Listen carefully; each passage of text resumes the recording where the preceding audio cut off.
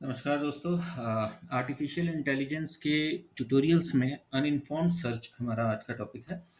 तो आज बेसिकली हम अनइन्फॉर्म्ड सर्च और उसके जो भी पर्टिकुलर कॉन्सेप्ट्स हैं उन कॉन्सेप्ट्स को डिस्कस करेंगे। सबसे पहले let we see what uninformed search is. Uninformed search को ब्लाइंड या ब्रूट फोर्स सर्च भी बोलते हैं। ब्लाइंड सर्च का बेसिक मतलब कि जो भी मशीन है या जो भी एजेंट है, जिस समय वो सर्च करने जा रही है, उसको आइडिया नहीं होगा कि कौन से पाथ में उसको पर्टिकुलरली मूव करना चाहिए या कौन सा पाथ बेस्ट पाथ होगा। यानी उसके पास कोई फर्दर इंफॉर्मेशन नहीं है कि वो एक नोड से दूसरे नोड तक जब भी मूव कर रहा है तो कैसे मूव करे। इट इज समथिंग लाइक कि आप एक जगह पे किसी एक सिटी में मूव कर रहे हो और उस सिटी के बारे में आपको कोई जानकारी नहीं है। आपको पर्टिकुलर गोल तक पहुंचना है, यानी जहां भी आप जाना चाहते हो, लेकिन आपको उन रास्तों का कोई अंदाजा नहीं है कि किस तरीके से मूव करना चाहिए। तो आप ब्लाइंडली एक रास्ते को फॉलो कर रहे हो। पॉसिबल है कि आप इजीली वहां पहुंच जाओ और ये भी पॉसिबल है कि आगे रास्ता बंद हो, आपको उसी रास्ते पे वापस लौट के किसी और को चूज करना पड़े। तो अनइन्फॉर्म्ड सर्च टेक्निक में यही एक प्रॉब्लम है कि ब्लाइंडली एजेंट चीजों को सर्च कर रहा होता है और उसको प्रॉब्लम के बारे में कोई नॉलेज नहीं होती है। इसी वजह से इस पर्टिकुलर टाइप के सर्च को हम बहुत एफिशिएंट सर्च नहीं मानते हैं। अब हम डिस्कस करते हैं कि अनइन्फॉर्म्ड सर्च स्ट्रेटजीज क्या हैं जिसके थ्रू हम एजेंट्स को इस टाइप के सर्च को फॉलो करने के लिए यूज कर सकते हैं। उसमें सबसे पहली जो टेक्निक है that comes breath first search. Breath first search basically ज़्यादा डीप में हम अगले टॉपिक्स में डिस्कस करेंगे इन सारी टेक्निक्स को। अभी एक इंट्रोडक्टरी फॉर्म में हम ये समझ लें कि breadth first search as the name suggest breadth wise, चौड़ाई वाइज उस पर्टिकुलर ग्राफ को या ट्री को सर्च करता है।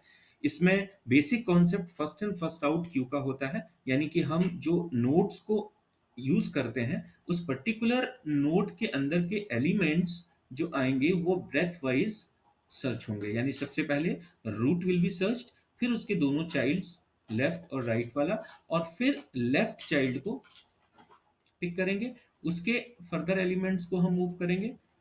ठीक है, तो this one then this one then this one, तो ये एक ब्रेथ में मूव कर रहा है। ओके, देन सेम नेक्स्ट में आपका ये इस तरीके से ब्रेथ में मूव करेगा, यानी अलग अलग लेवल्स में ये ब्रेथ वाइज एलिमेंट्स को सर्च करेगा। प्रॉपर्टीज के according breath first search complete है और आपको हमेशा कोई ना कोई सॉल्यूशन जरूर मिलेगा अगर सॉल्यूशन अवेलेबल है तो। टाइम कॉम्प्लेक्सिटी इसकी थोड़ी ज़्यादा है। एक्सपोनेंशियल स्पेस को big O B to the power d follow करता है। Same is for space complexity. तो चूंकि टाइम और स्पेस कॉम्प्लेक्सिटी थोड़ी ज़्यादा है, इस वजह से हम दूसरे सर्चिंग एल्गोरिदम्स को भी यूज़ कर सकते हैं for getting less space and less time. दूसरे तरीके का जो हमारा अनइन्फॉर्म्ड सर्च है that is called depth first search. तो डेप्थ फर्स्ट सर्च में क्या है कि हम जैसे ब्रेथ फर्स्ट सर्च में ब्रेथ वाइज मूव कर रहे थे, लाइक इस तरीके से, इसमें हम जब तक एक पर्टिकुलर हाइट पे नोड कंप्लीट नहीं होगा तब तक हम उसी हाइट पे मूव करते रहेंगे।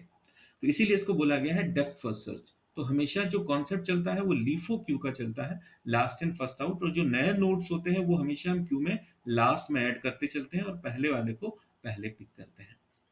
कंप्लीट नहीं है। जैसे कि ब्रेथ फर्स्ट सर्च में हमने पढ़ा कि breadth first search is complete, यानी आपको सॉल्यूशन मिलेगा, लेकिन डेप्थ फर्स्ट सर्च में जरूरी नहीं है कि आप हमेशा सॉल्यूशन को फाइंड कर सको, क्योंकि आप इनफाइनाइट डेप्थ तक लूप्स में फंस सकते हो। ऑप्टिमल नहीं है, डेफिनेटली कंप्लीट नहीं है, तो हम इसको पूरी तरीके से विश्वस्त नहीं मान सकते कि हम इस पे कोई भी एक पर्टिकुलर बिलीव कर सके कि completely this will give us some result. Time complexity हालांकि इसकी सेम है जैसे ब्रेथ फर्स्ट सर्च में थी, यानी कि एक्सपोनेंशियल वे में है, big O B to the power n. और स्पेस कॉम्प्लेक्सिटी हालांकि इसकी कम है, ये लीनियर स्पेस में आपके एलिमेंट्स को रखता है। तो this is what the benefit of depth first search basically, कि हमारे जो स्पेस या मेमोरी कंजम्पशंस है वो ब्रेथ फर्स्ट सर्च से कम है। तीसरा जो है that is depth limited search. जैसा कि नाम बता रहा है, यहाँ पर हम डेप्थ को लिमिट कर देते हैं। जैसे कि हमने अभी पीछे पढ़ा कि हम एक डेप्थ में मूव करते जा रहे हैं टिल इनफाइनाइट, अगर हमको एलिमेंट्स मिल गए तो हमने एक लिमिट सेट कर दी कि up to 3 level, up to 4 level it will have to search. तो वहां पर एक कट ऑफ डेप्थ हम स्पेसिफाई कर दे रहे हैं और उसके अकॉर्डिंग डीएफएस को फॉलो करा रहे हैं। यहाँ पे कंप्लीट नहीं हो सकता, इसलिए नहीं हो सकता क्योंकि हो सकता है कि हमें सर्च इस जगह पे करना है और हमारी लिमिट यहीं पे खत्म हो गई हो। तो नीचे के सॉल्यूशंस को वो कभी फाइंड ही नहीं करेगा, इसलिए it's not complete. Time complexity worst case में big O B to the power C है, और space complexity same as DFS linear space को फॉलो करता है। इटरेटिव डीपनिंग सर्च दूसरे तरीके का अनइन्फॉर्म्ड सर्च है। इसमें बेसिकली हमने बेनिफिट्स को यूज किया है डेप्थ फर्स्ट सर्च और ब्रेथ फर्स्ट सर्च के, यानी कि जो भी डीएफएस की एक बेनिफिट है, लीनियर स्पेस मेमोरी कम लेता है, और बीएफएस का जो एक पर्टिकुलर बेनिफिट है कि हमेशा सॉल्यूशन को मिलता है, कंप्लीट है। तो इस केस में कंप्लीट और ऑप्टिमल हो जाता है DFS if we are using iterative deepening search. तो बेसिकली डीप में ये दूसरे चैप्टर्स में आपको समझाया जाएगा, यहाँ पे केवल ये समझना है कि एक पर्टिकुलर लेयर वाइज हम डीएफएस को बीएफएस के फॉर्म में यूज करते हैं in iterative deepening search. Space जो इसकी पर्टिकुलर कॉम्प्लेक्सिटी है, time complexity, that is big O B to the power d. और स्पेस कॉम्प्लेक्सिटी जैसे हमने बताया कि आपका ब्रेथ फर्स्ट सर्च का ही बेनिफिट यूज करता है, तो लीनियर कॉम्प्लेक्सिटी है इसकी मेमोरी वाइज, यानी मेमोरी कम यूज करता है। तो मेमोरी कम यूज होने के साथ साथ ये कंप्लीट भी है, इसलिए it is much better than other ones. Next is uniform cost search.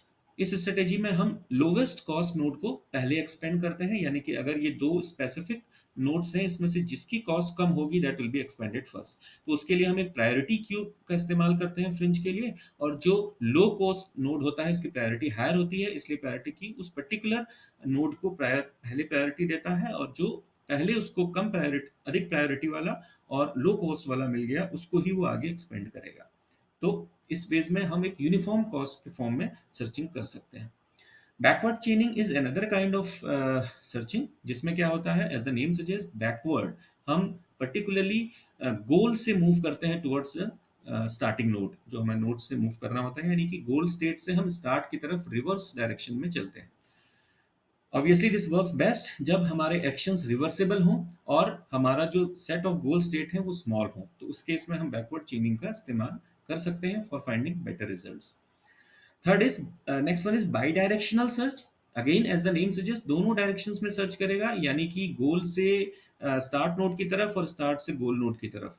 तो चूंकि दोनों तरफ काम कर रहा है, तो मोटिवेशन इसका क्या है, b d to the power two plus b d to the power two, जो है ये b to the power d से काफी छोटा है अगर हम दोनों को इस्तेमाल करें तो यही पर्टिकुलर कॉन्सेप्ट है कि हम कम मेमोरी स्पेस, कम टाइम में अपने गोल तक पहुंच सकते हैं with the help of by directional search. तो ये बेसिकली उन जगहों पे ज्यादा अच्छे से काम करेगा जहां पर बैकवर्ड सर्च की कॉम्पेटिबिलिटी इजिली है।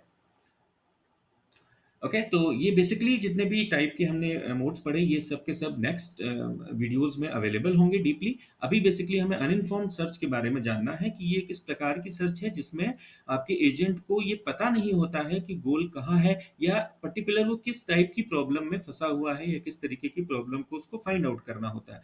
तो इसलिए इस तरीके की सर्च को अनइन्फॉर्म्ड सर्च या ब्लाइंड सर्च हम लोग बोलते हैं, कि ब्लाइंडली एक पाथ को फॉलो करना जिस पर्टिकुलर एजेंट को आगे की डिटेल के बारे में आइडिया नहीं होगा।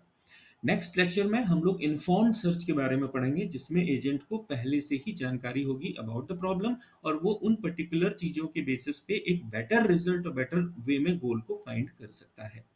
रेड एप्पल ट्यूटोरियल्स की तरफ से थैंक यू वेरी मच।